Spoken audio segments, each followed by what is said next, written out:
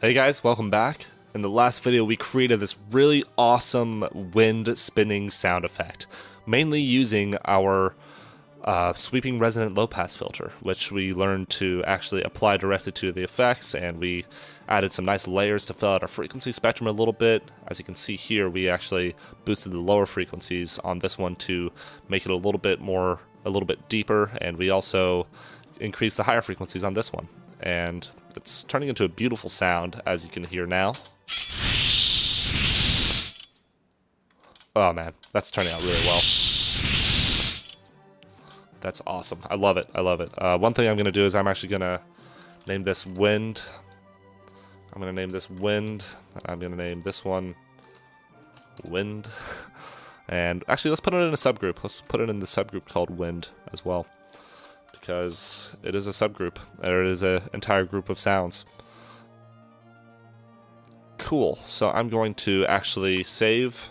Remember to always hit Control S or Command S on Mac if you want to save, because you do not want to lose your progress. And now I am going to add in a little bit of an enhancement to our wind sound, which is a metallic spinning sound.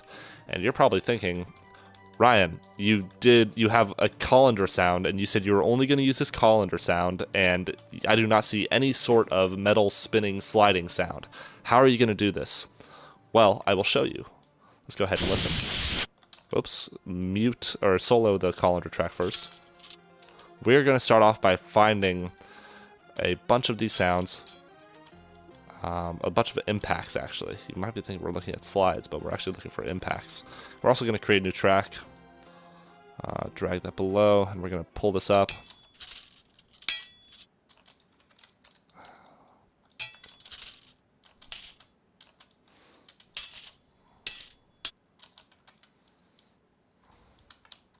Whoops, like that one. We want about 6 or 7 of these, I believe. Ooh, I like that one a lot. I like this one a lot too.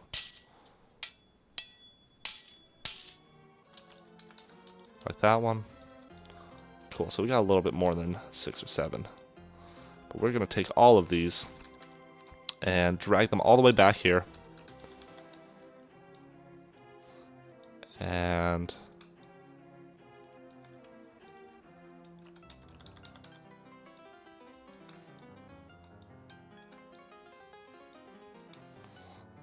let's go ahead and listen to all of these.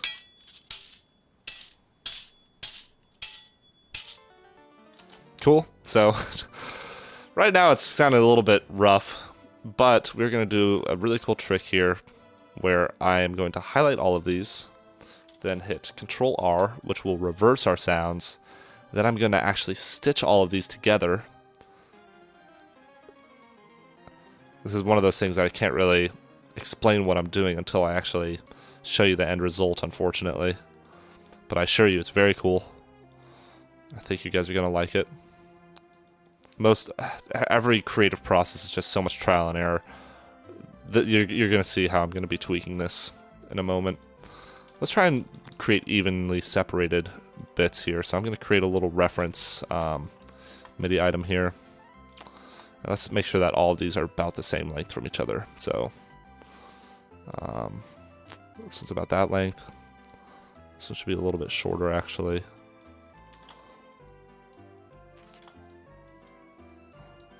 So that's about the same length. It's a little bit longer, but that's okay.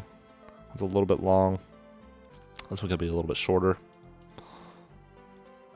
Cool. Oh, this one could definitely be shorter. Cool. This one could be shorter as well. Whoops. There we go. And this one can actually be cut out there. This one could be longer, actually. This one could be shorter. And let's go ahead and put that there. And we're going to stitch all these guys together. I could just show it off. And like that. Let's go ahead and listen. Very cool. And we're going to actually Control Shift N. It's actually not really creating the result that I was hoping for. You know, we're actually going to separate these a little bit more. Because I think that we want those... Yeah, we want it just to barely crossfade into the next one. Let's go ahead and listen. And we want our most satisfying ones to be at the end, which I think are these ones here. Okay, I think this one is my favorite. Yeah, we want that one to be at the very end. Cool. And we're going to hit G once we highlight all these tracks and stitch them together. And we're going to line this up exactly, and we're going to use our, remember what I was saying earlier about how if we select our audio file and we make it as long as possible and then shrink it, it's a little bit better because it doesn't create artifacts because we have our sample rate to worry about, and it's like slowing down film and you only have 24 frames per second. It'll just make it look choppy. We don't want our sound to sound distorted and choppy. So we're going to start off big and then we're going to crunch it down, and if we listen, very cool. And we want our last sound to end directly on the last colander. So we're going to listen to this guy with the rest of these. Ooh, that created a nice texture in there. However, if we listen to it with the rest of the wind sound, it's not very prominent in my opinion. And actually, we could probably make this go a little bit faster. Let's try and get this in sync actually with the spinning wind sound. So let's go ahead and listen. So it's a little bit too slow right now. So I'm going to... Is this... There we go. I'm just going to shrink that like that. And we're actually going to add a compressor to this metallic part of our wind sound. So I'm going to add a compressor, digital versatile compressor, because we want this to be a little bit louder overall, and we want it to be able to hear the finer details that are quieter. So I'm going to change this to negative 20 decibels. We're going to try 3:1 ratio. I know I usually don't start with 3, but... Ooh, that is much louder like I wanted. I'm going to change the attack. Actually, no, the attack can stay at 20. However, we are clipping. We're passing around 6 decibels, which is unfortunate. So I'm going to actually change the attack a little bit to compensate for that. I'm going to change it all the way to 0, actually. And it passes our threshold by about negative +2 decibels, so I'm going to do minus... my fingers are not working for me. Alright, and let's see if that's... Oh, no, we want negative 0.3, not negative 3. And let's go ahead and listen. Cool, we are not clipping anymore. That's always a good sign. Let's go ahead and listen with the wind.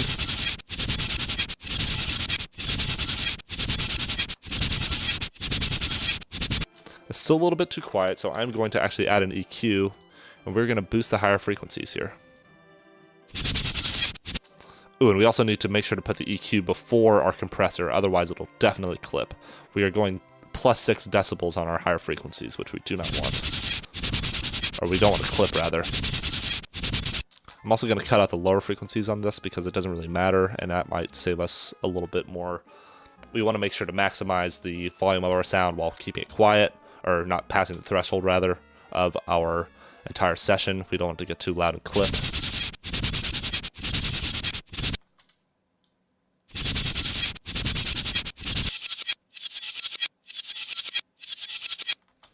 I think you might be going too fast now. No, I think it was good where it was before. Okay. So let's go ahead and listen to all this together.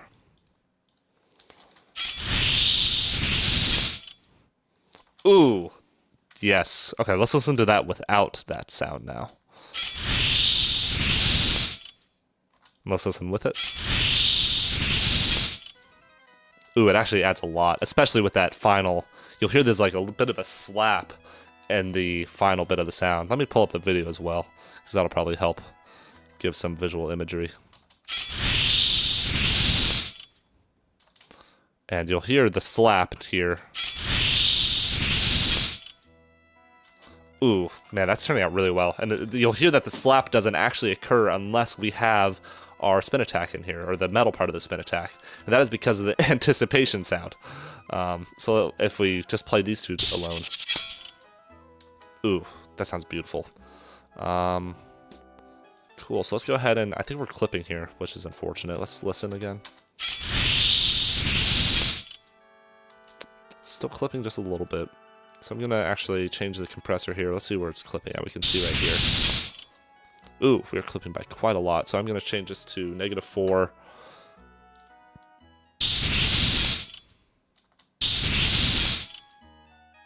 Just still clipping somehow.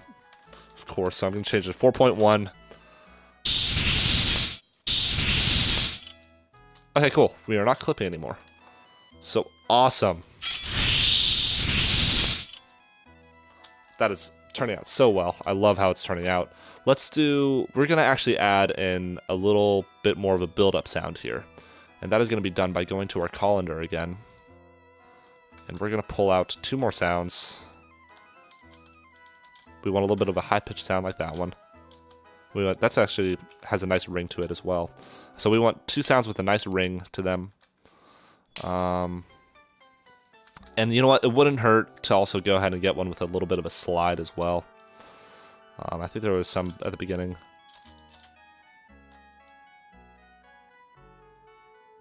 Ooh, those ones. Okay. Those 2 have a little bit of a slide.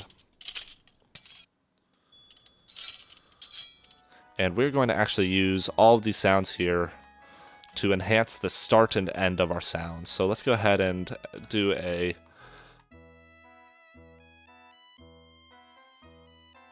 normalization. We're gonna put this guy, line it up right with that sound there. We're gonna enhance the drawback here. Ooh, actually, I want this one to be at the end because it has that nice little jangle at the end.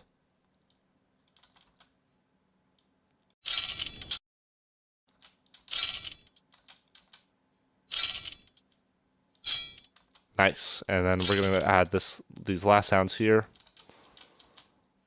And these sounds here are actually going to be used, we're going to use the ringing sound in them. And we're going to start off by cutting at the beginning of the sound, normalizing it. You can hear that nice little ring to it, and we're going to reverse that sound. And we're going to actually normalize it again. Nice, that's what I was looking for. Ooh, that sounds beautiful. And that actually might be good. We might not need the second one, but you can hear what I'm trying to do. You can hear that I'm trying to create a little bit more of an emphasis on the build-up. So we're going to call this Slido 2. So this isn't loud enough here. So I want to be able to hear that. So I'm actually going to add this second track here, like I was talking about. And I'm going to normalize this, and I'm going to reverse it.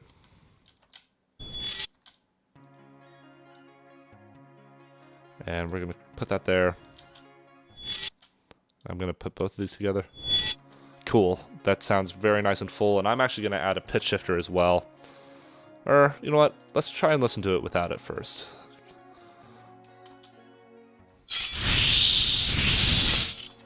Yeah, I was hoping that we could hear a little bit more of the of this sound, of these 2 sounds here, so that it kind of creates a nice little backwards right before the end of the sound. So I'm actually going to add another compressor on this, just to emphasize the sound a little bit, because we want to hear it over the other sounds. Let's go to -20, and let's go to 2-to-1 ratio. And let's go ahead and see if that clips. Ooh. Ooh, yeah, that's good. Okay. You can hear it actually pretty clearly. So I'm going to duplicate that compressor over to our second track.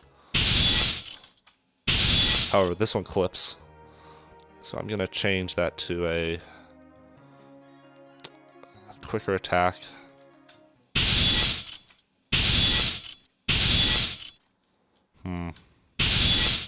I'm not sure if I like that jangle sound anymore.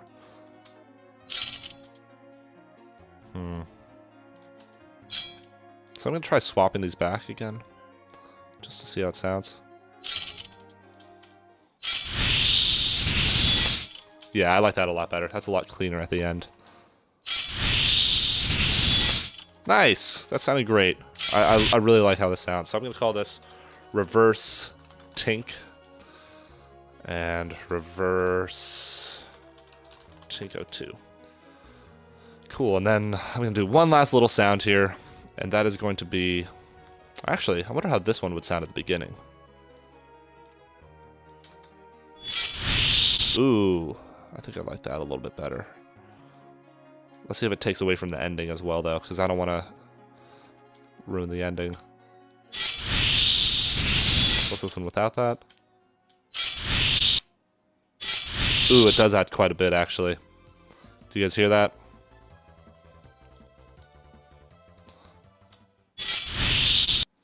Yeah, I do like that. And another thing I'm going to add, actually, is I'm also going to take a little bit more of this computer duster sound. I'm actually going to layer it in here to cover the frequency spectrum a little bit more. As we know, a little bit of something similar to white noise. This computer duster will act as a little bit of white noise to us. This will create a lot of texture to our sound. It'll actually fill out the frequency spectrum rather nicely. That's kind of why the ending of our sound sounds so good with this spin attack here. See how much fuller that sounds? Let's try and normalize that. Let's cut it out. Let's try adding an EQ to boost the higher frequencies just a little bit. Ooh. Yeah, that's what I was looking for. You hear how that cuts through, and it kind of... You don't really... You hear the metallic stuff more for sure, but you can absolutely hear how it positively affects the sound and makes it sound so much more full. And just to show this off again, I'm going to bypass this sound here. And I'm going to bypass the effects. It actually it fills it out very nicely is what I'm getting at. And I'm going to try muting it so you guys can hear a difference. It's extremely subtle. Very, very subtle, but it actually does add a lot. Oh, that's awesome. I'm loving it. I'm really loving the sound. And we're going to call this one pullback. Whoosh. Because it's as if the whoosh of him pulling it back. So anyways, this sound is turning out really well, you guys. I'm really happy with this. I believe in the next one we are going to go over we're going to actually add some reverb to the sound. And we're going to wrap things up. So looking forward to seeing you guys there.